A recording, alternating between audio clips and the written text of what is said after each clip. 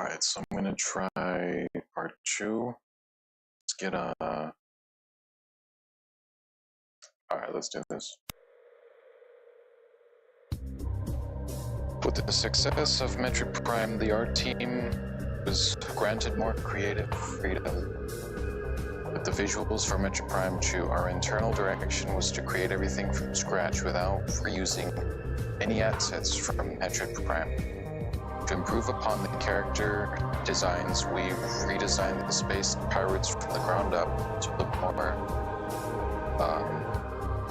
more menacing and sought to give the game an epic feeling with bosses larger than life. The world of Metroid Prime 2 was torn into light and dark realities.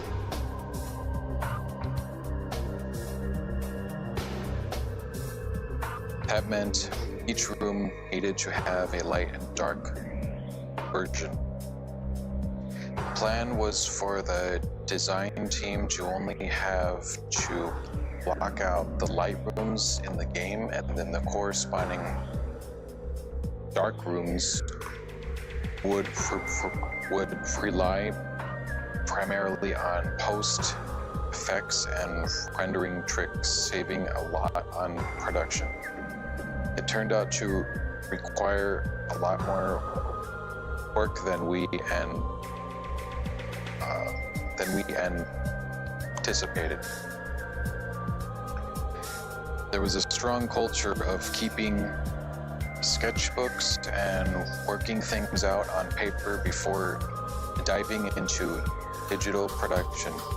The walls of the art department were covered with amazing concepts, both digital and physical, from both Metroid Prime and Metroid Prime 2.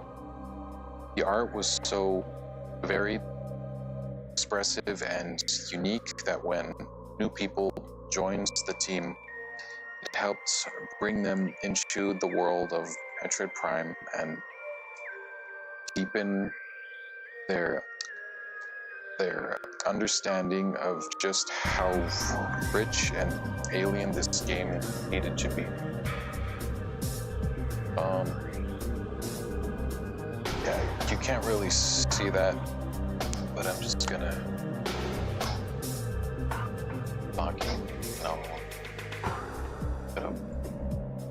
Oh wait, yeah, you can see that. Okay, cool. I had to zoom in. Essentially, the environment artists were encouraged to be our own concept artists when it came to adding unique elements to our assigned rooms. The design layouts that we worked from were blank slates. The senior environment artists laid the groundwork with hub rooms that functioned as visual templates for the zone and left it to the team to emulate the visual style and quality throughout the other rooms. We particularly enjoyed making the Sanctuary Fortress a unique experience. You know what, I just remembered I have something that would work a lot better for this, actually.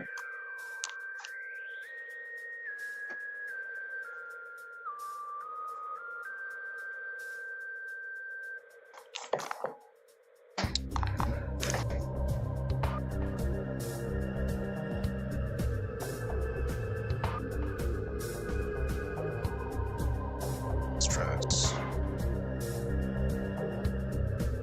Finally have an excuse to hold this thing.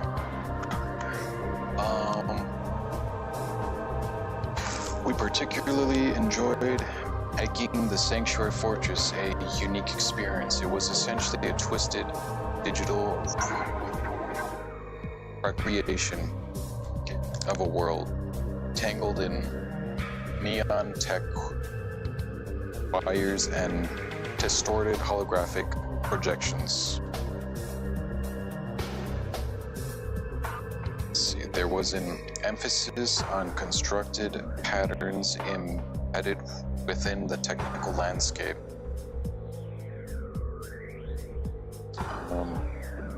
Even I'm losing place. And every detail projected a feeling of an artificial reconstruction of reality. Even the terrain had a strange, twisted feeling that created an uneasy sense of foreboding as the player ventured deeper into the zone. The project was not without its challenges. We set an ambitious timeline, less than half the time on Metroid Prime 2 to develop Metroid Prime 2. However, the big production savings we anticipated from reusing rooms for both light and dark worlds disappeared when it was determined that visuals and gameplay between each state needed to be more unique. While we had to push hard, working on Metroid Prime 2 was considerably more relaxed and organized compared with the development of Metroid Prime 1. One could even say Metroid Prime 2's darker, grittier visuals were a welcome outlet for the team to express themselves and release the stress from making Metroid Prime. Wow, that's cool. It's good to know. I never got to play this because I sold my Xbox, or no, I sold my GameCube to get an Xbox to play Halo because I was all into first-person shooters. So yeah, I never got to play this. However, I streamed it a lot, and I watched other people play it, and I still do actually. It's a really nice game to just have on in the background. It's got really cool sound design and visuals. So I'm looking forward to the remaster. Hopefully they'll remaster it. Okay, so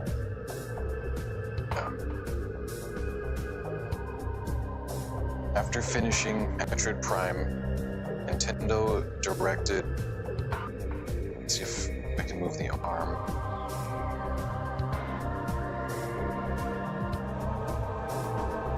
Yeah, there we go. Let's see, Nintendo directed Retro Studios and our team to complete the next project in as short a time as possible. You can. That's alright. This was a reasonable request considering not only the time spent actually developing Metroid Prime, but also the entire duration since the very beginning of the project.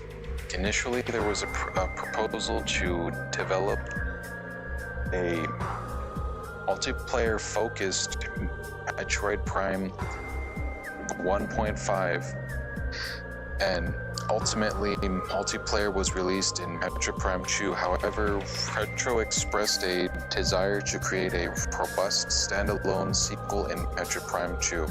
With this in mind, our team joined the project as supervisors from the very beginning, and work commenced with a goal of completing it within 2 years. Retro proposed a concept of light and darkness for the game. They explained that it was inspired by The Legend of Zelda: A Link to the Past. The concept involved two overlapping worlds. Light world is the one you start in, and the dark world dominated by evil, where changes in one world would correspondingly affect the other. As it happens, this was an idea I had conceived myself while working on The Legend of Zelda: A Link to the Past. I was originally a director of that project. However, implementing the concept as a game system had proven difficult, and even after completing The Legend of Zelda: A Link to the Past, I felt I hadn't fully refined or explored it as it was originally my idea. I thought it would be worthwhile to revisit it with Retro after 10 years, so I agreed to proceed with their concept. In the end, my impression was this concept is still as difficult as expected.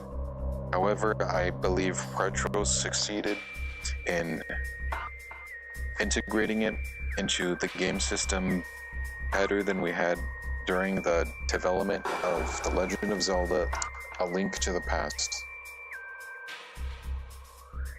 Let me just double check my mic, because about halfway, it's less than halfway on the battery, and so the person speaking there is from part 1.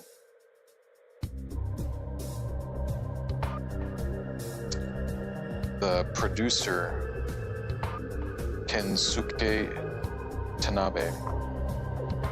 Oh, you can't see it because of the problem. So, whenever it says producer's note, it's that guy.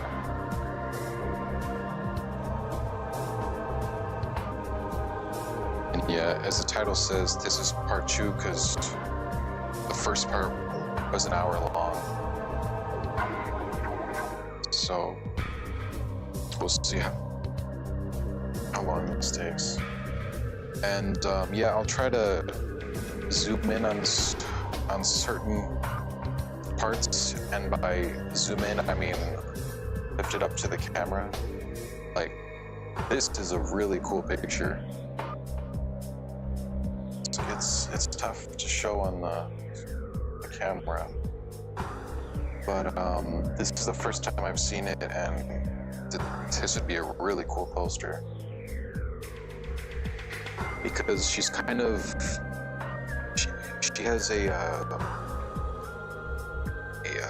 what do you call it? A glow to her, like a bloom effect. You can't really see it on the camera, but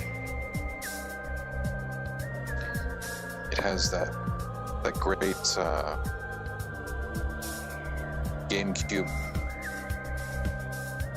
those great GameCube graphics, which is one of the reasons I don't really care if it gets updated graphics or not, because the classic GameCube graphics are extremely good. They don't rely on as many textures and effects that we have now in all the games.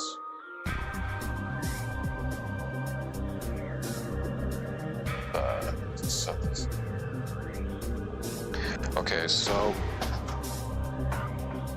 some concepts of Valeria's suit.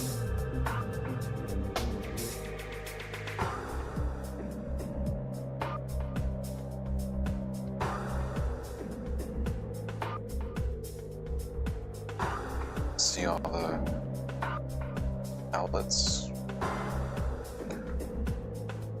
the models from in-game spliced with the art, and dark suit. Whoa, that's pretty cool right there. The Dark Aether. She's got a lot of spine protection.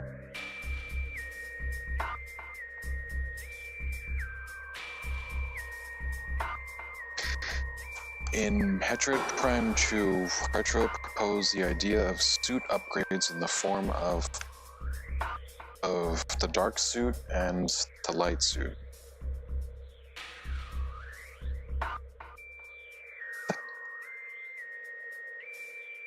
From a visual perspective, the existence of these two suits was a positive addition, but we discussed with Retro how to differentiate them with the game mechanics. One of the defining features of the Metroid series is the expansion of the explorable area through the acquisition of new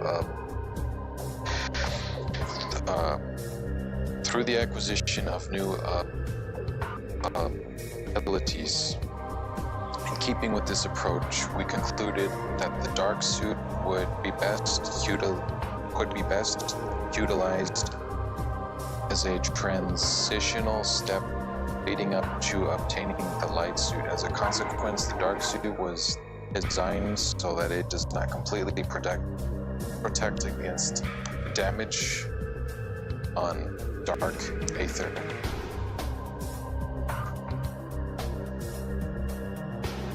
This is pretty cool up here.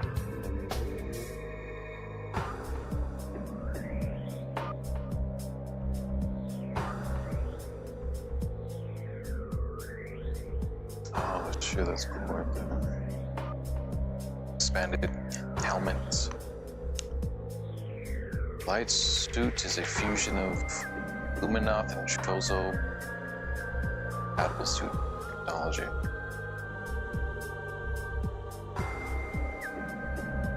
Let's see. Look at this closer. The visual designs for the dark suit and the light suit were entirely original to Metroid Prime 2, as they had not appeared in the series before, so they were primarily created by Retro. Of course, they were supervised by Nintendo's artists, but the resulting style of being quite distinctive. Gameplay perspective, the light suit provides the ability to use a warp function appropriate to its late acquisition game. It's a cool helmet. It looks like there's only 3 dots or something as the eyes. There. It's interesting. And then right here, all the light coming out. This one looks all sleek.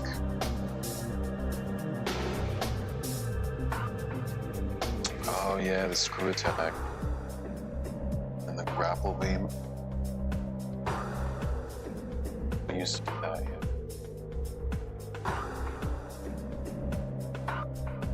The idea to have the grapple beam emerge from Samus's left arm came from Retro.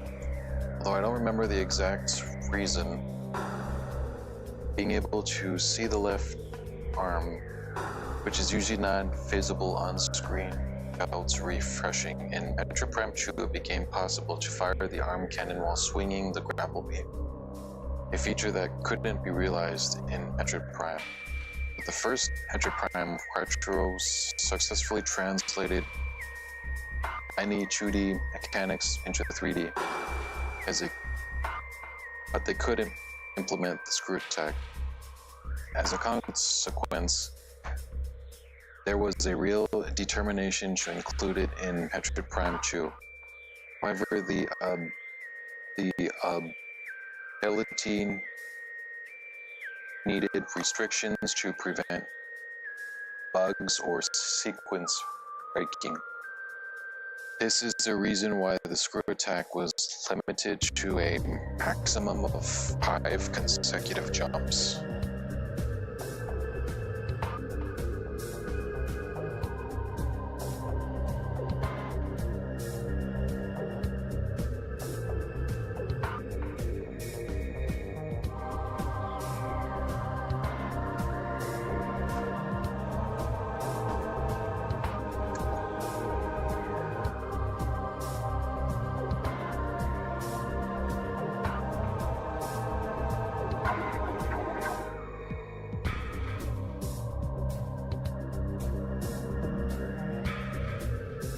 Oh, cool.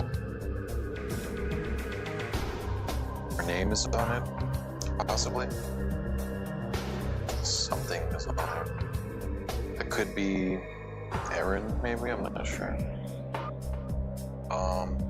This looks like a storyboards or something.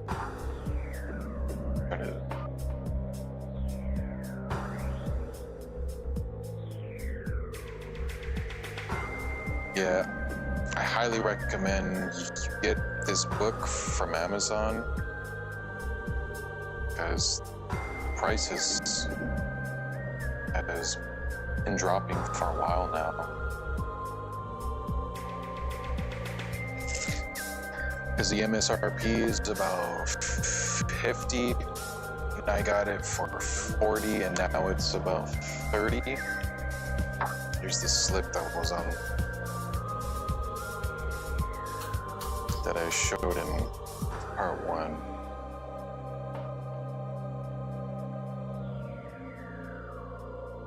So,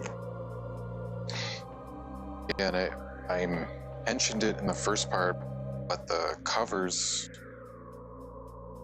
let's see.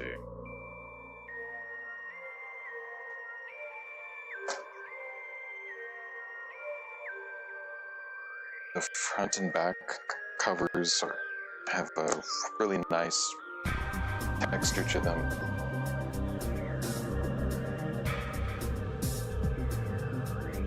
It's the front, here's the back. It's mine. Visual Retrospective. Oh yeah, this part looks cool.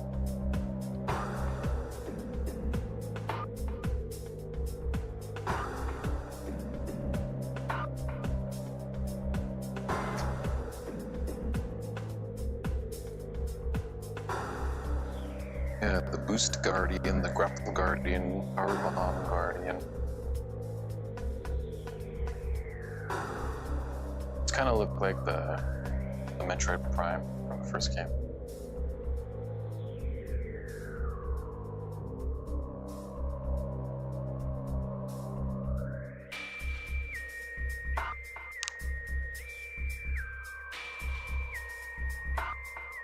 As discussed earlier, one of the key elements of the Retroids of the Metroid series is acquiring new abilities to expand the range of exploration. To replicate this in a new title, it is necessary to have Samus lose abilities at the beginning of the game. In Metroid Prime 2, this was implemented by having her be attacked by enemies called the Ing who steal them from her. Some of these Ing sub-guardians, such as the Boost Guardian and Powerbomb Guardian, were considered by players for being too difficult.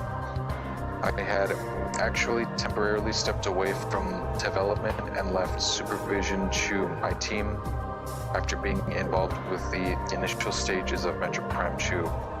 Later, I learned that progress was challenging, so I returned in June of the release year to supervise the project. As a result, I couldn't dedicate much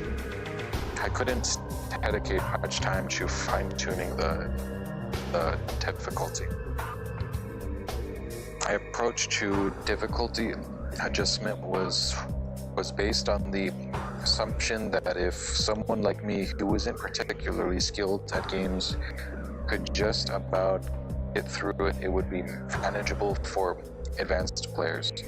However, as projects progressed, my gaming skills might have inadvertently improved. Oh, that's interesting.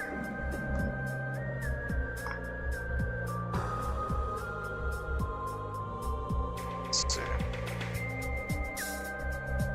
The Ing.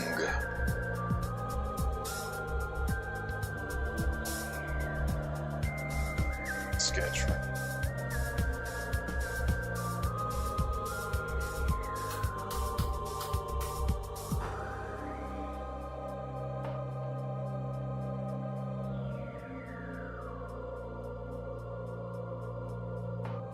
Yeah, I'm not really sure how to improve lighting without glare, so this is pretty much it. This is for my first stream in a couple years. Oh yeah, so that's a morph ball, I think, and it's showing me I'm being grabbed. A Morbus.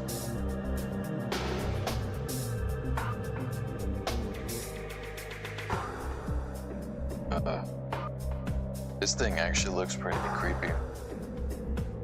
The enormous Morbus can move through solid rock and earth with ease. It can sense the location of surface level prey deep within the ground. Will attempt to ram any target they can. They can find in their domain. Oh, you can't read that. They are vulnerable to all forms of weapons fire, but are incredibly strong and resistant to pain.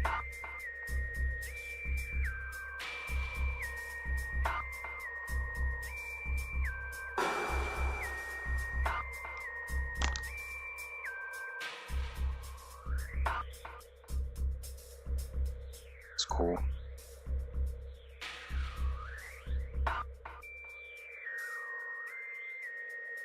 Chica? Shika?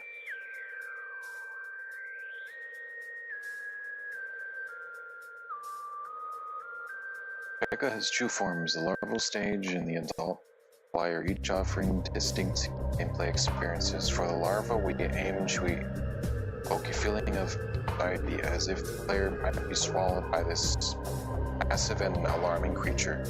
On the other hand, the concept for the adult revolved around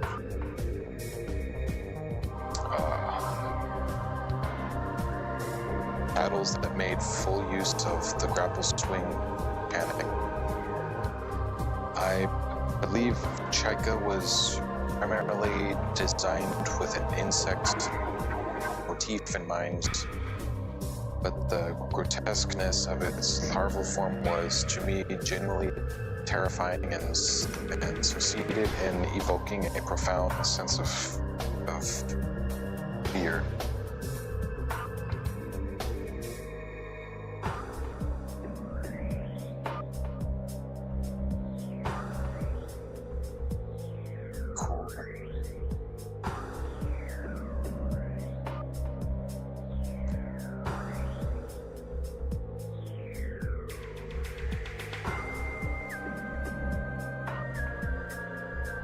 Quadraxis, a rogue high-security drone.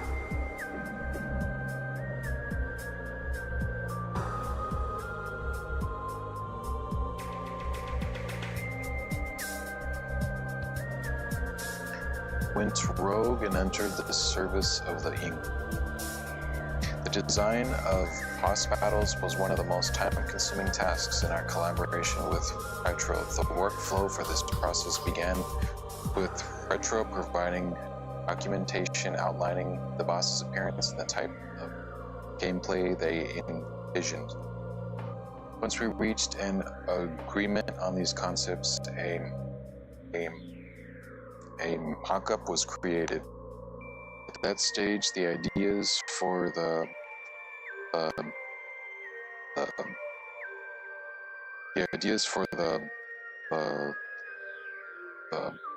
boss's attack patterns and the player's methods of retaliation were not fully developed. Our team at Nintendo would then playtest the mock-up and suggest adjustments to express Retro's intentions in a more effective way. The development of Quadraxis followed a similar process, but one challenge during the refinement phase was deciding how to handle the glowing red energy spheres at the tips of its legs. Explored various ideas to incorporate them as a mandatory element in the sequence required to defeat Quadraxis, but none of the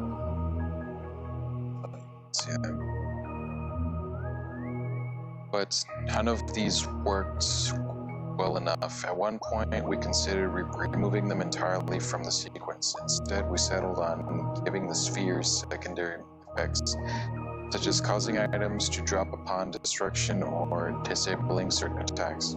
This way, the decision to destroy them or not was left entirely up to the player. I also made various suggestions to ensure that players could deduce how to defeat the boss through visual cues and scan passages. A key aspect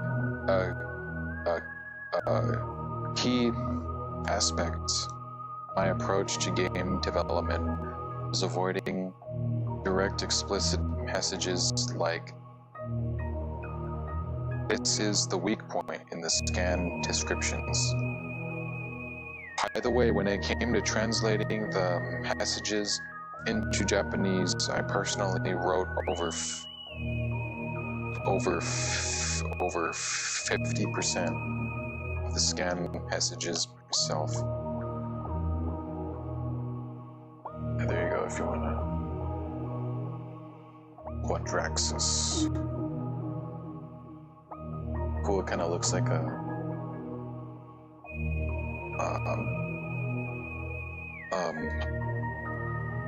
other brain. Emperor Ying.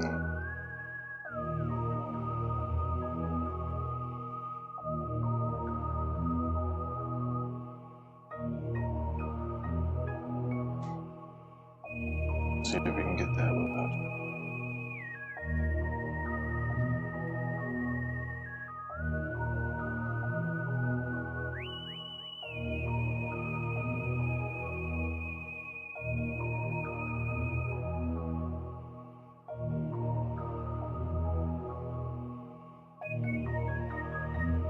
I'm gonna skip over the producer's notes.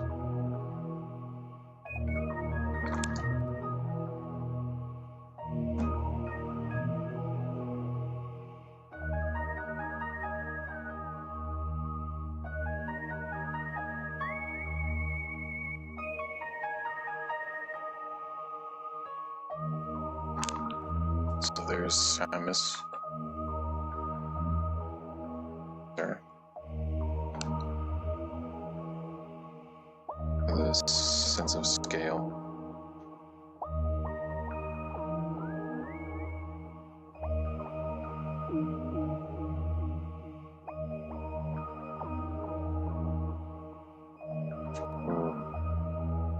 It's the Dark Samus concepts.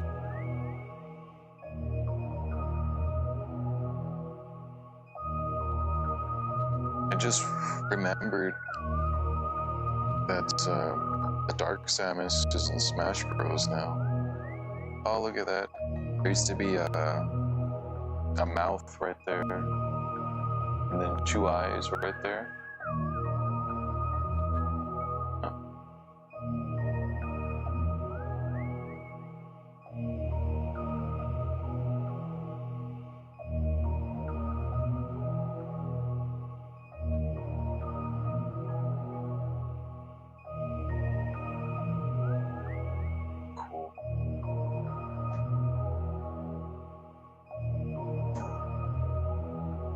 This one looks cool right here. This looks like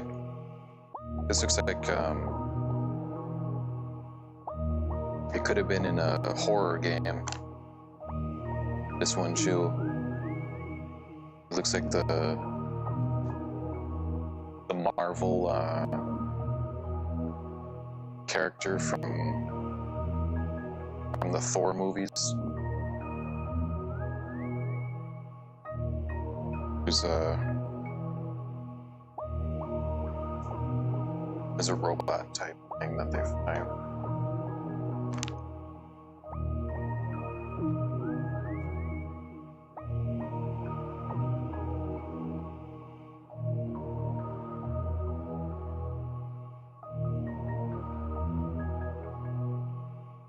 Yeah, this is a cool concept. Oh, the skull. Oh, that's...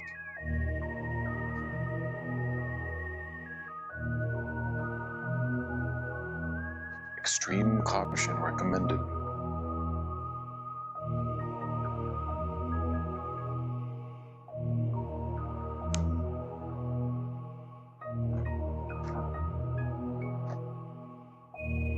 A pill bug.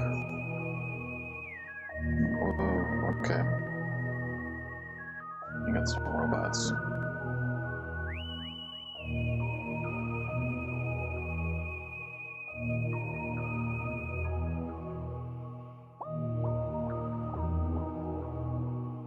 Patterns.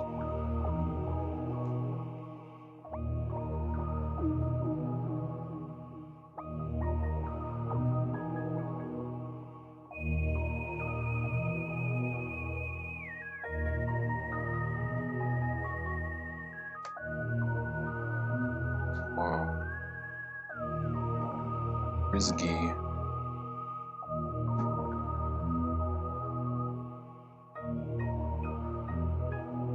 Oh, that's right.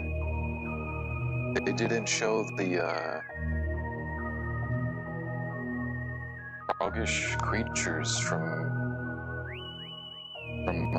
Prime 1. I just realized that we skipped over the creature you have to kill in Prime 1 when you get the morph bomb, the stone toads. I don't think they showed the stone toads.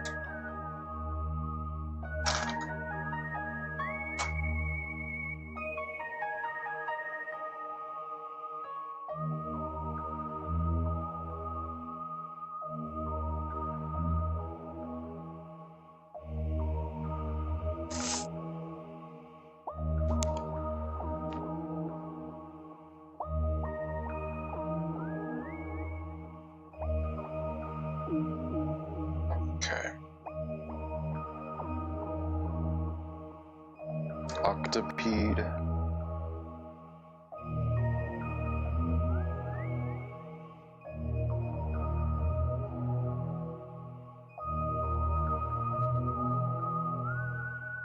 Mechanobite.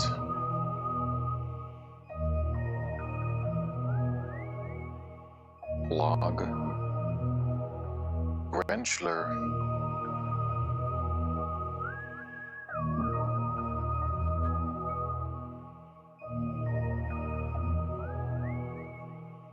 Let's see, producer's note. I believe that one of the reasons Metroid Prime 2 is often regarded, if I can get this, as having a high difficulty level is the perception that enemies were too tough.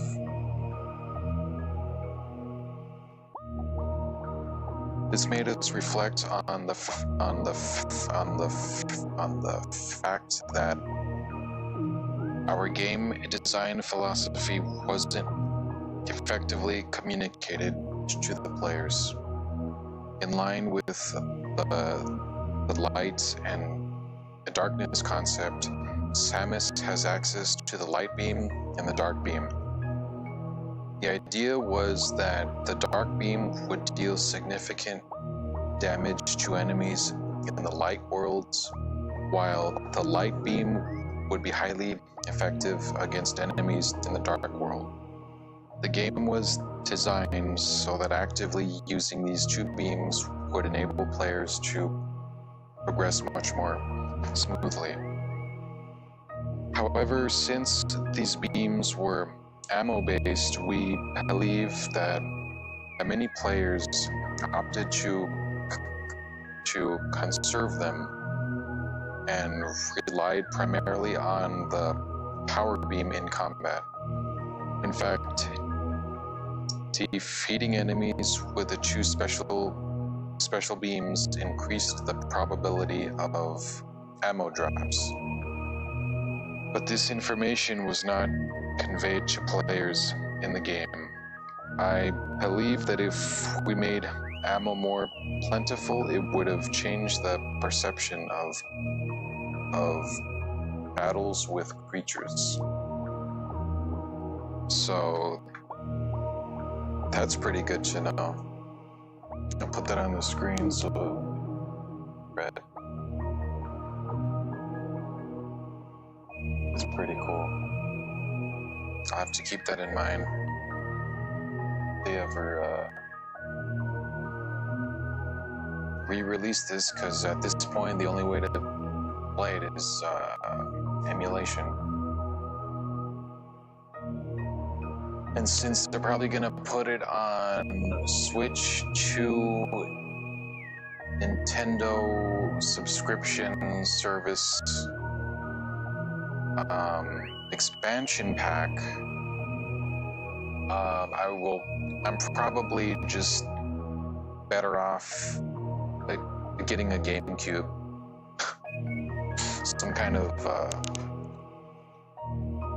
modded Wii U or something, because that's gonna be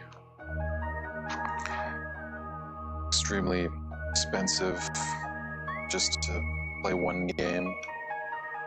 And then I won't even own the game. I'll have to be subscribed. I'll only have access to it through the subscription. So yeah, I guess we'll see if they don't have a Prime 2 remastered and they do a subscription service, I might have to just get a refurbished classic Nintendo system. Damn, that's a shame.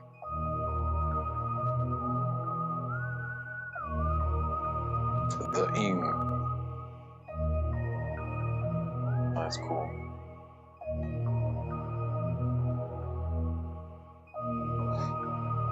The design of the ing in terms of both their appearance and mechanics is entirely the product of Retro. The idea behind Darkling Possession is particularly brilliant. It added credibility to every encounter with enemies and expanded the scope for variety.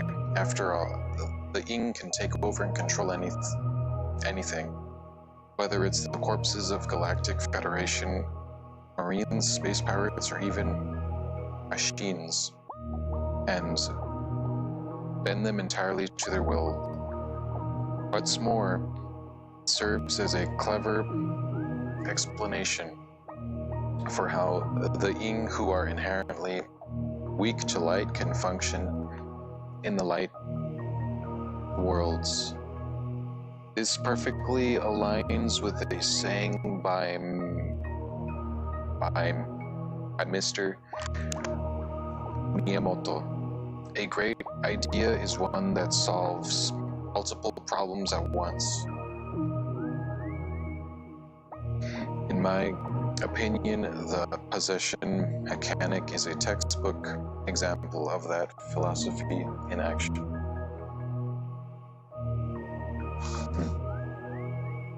I wonder where they got the name from.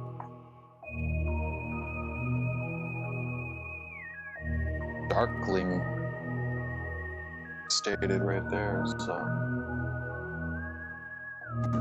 maybe it's a shortened version of or Warrior ing, Hunter ing. Concept art.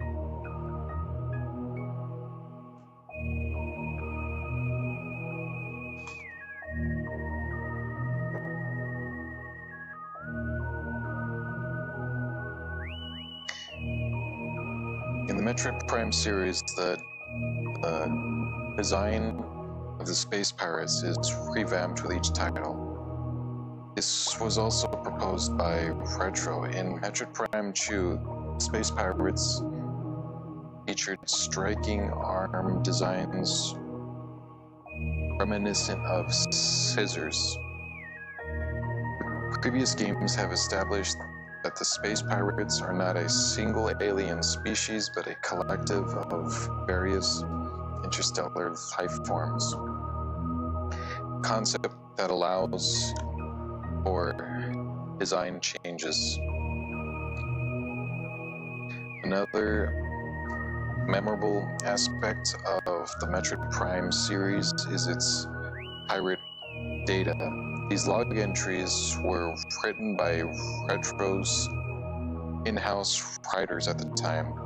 While not explicitly depicted, it was fascinating to catch glimpses of the surprisingly human-like lives of the space pirates. Oh, and while on the subject of pirate data, Dark Samus was named in one of the messages. It says in the North American and European versions of the game, space pirates refer to Dark Samus as the Dark Hunter. Well, that's a cool gun right there.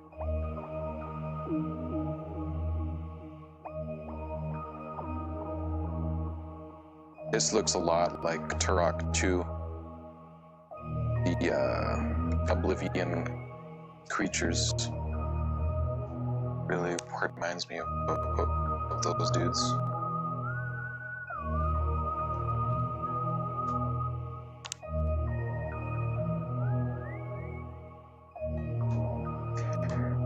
It'd be cool if they had a Metroid Prime game with a counter-op mode like Perfect Dark, where somebody can play as the enemy and try to stop you from completing the mission. Oh, and then you could just have co-op as a Federation Marine. Retro proposed that the reason for Samus visiting the planet Aether, the setting of Metroid Prime 2, could be a mission to rescue Galactic Federation troops. Although the game didn't include any direct opportunities for Samus and Galactic Federation troops to fight side by side, the idea sparked a desire within me. I want to shine more of a spotlight on the Galactic Federation. Even in places where Samus isn't present, they must still be battling the space pirates. Metroid Prime series, by its nature, is more of a side story, as it doesn't cover the main narrative of the series. However, precisely because of that, I started thinking, couldn't we create a title that focuses on characters other than Samus? This idea eventually came to life over 10 years later as Metroid Prime Federation Force.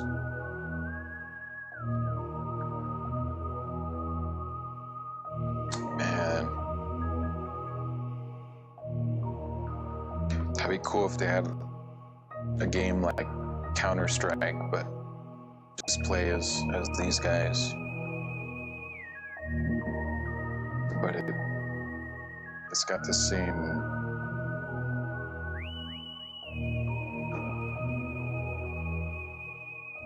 mechanics as Counter-Strike or something.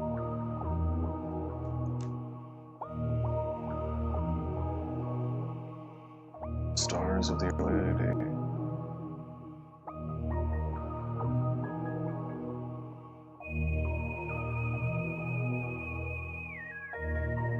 Luminoth. They seek the lamp.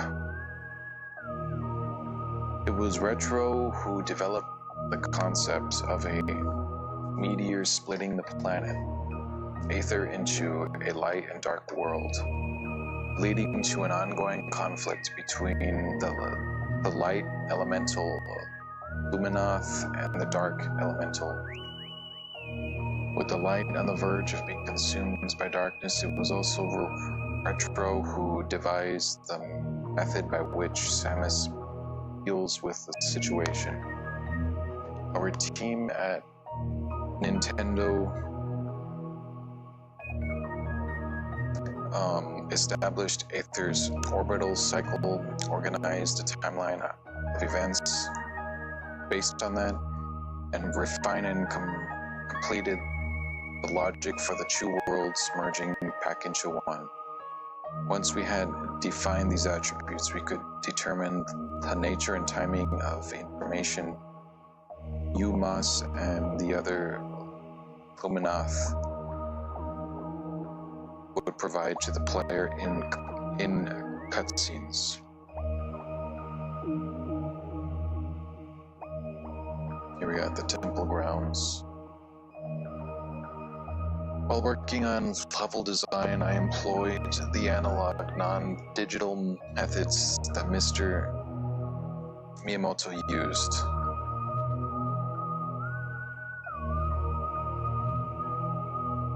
This involved printing out the entire 2D map on a large sheet of paper, posting it in a meeting room, then writing down necessary information or attaching notes directly onto it. This method, where we could look at the whole map during discussions, was very convenient and easy to understand. I remember that a large version of the entire map was also posted in Retro's meeting room at the time.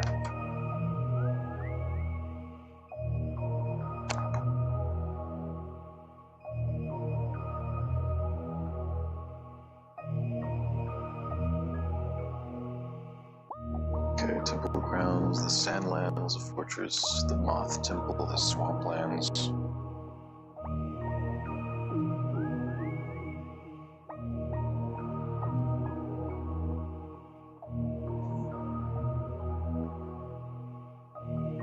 Yeah, so on the video, there's no way you'll be able to.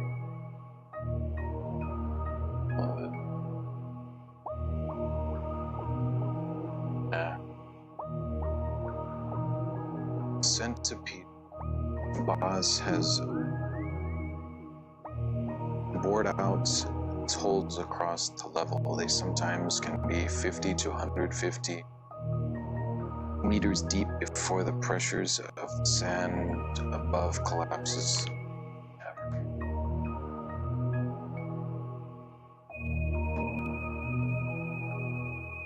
Great Temple and Sky Temple.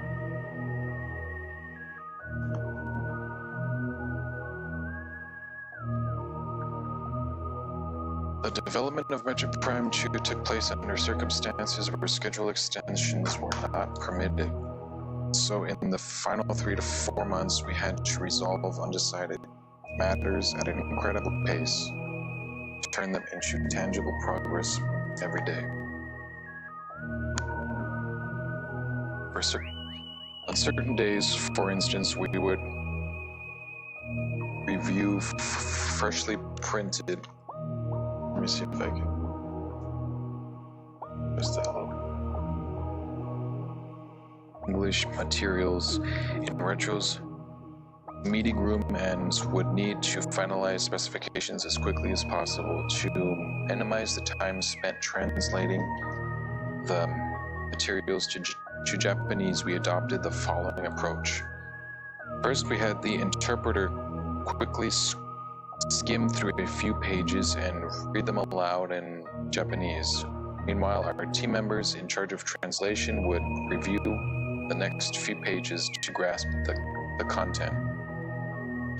Then we would switch roles with the interpreter, and our team would continue reading aloud in Japanese. During that time, the interpreter would once again skim a few more pages ahead to understand the content, and on it went. This way, we used verbal interpretation to understand the materials and made final decisions about specifications on the spot. We also had instances where we would play a freshly completed guardian in an engineer's personal office and adjust the parameters on the fly. During such moments, I would declare something like, "All right, let's overclock our brains now." Retro completed the multiplayer mode without compromising on quality, even under such challenging conditions. Being of its time, it was designed for local play, so the number of players who actually experienced it might not have been very large. If it is remade, I would be delighted for more people to have the chance to experience it. If they put that on Switch Online, that would be a good reason to upgrade it, to not have to emulate. Okay. This video was also about an hour, so I'm just gonna end it here, and I'll continue part 3 the next time. Let's see if we... Oh yeah. Yeah, I'll see you next time.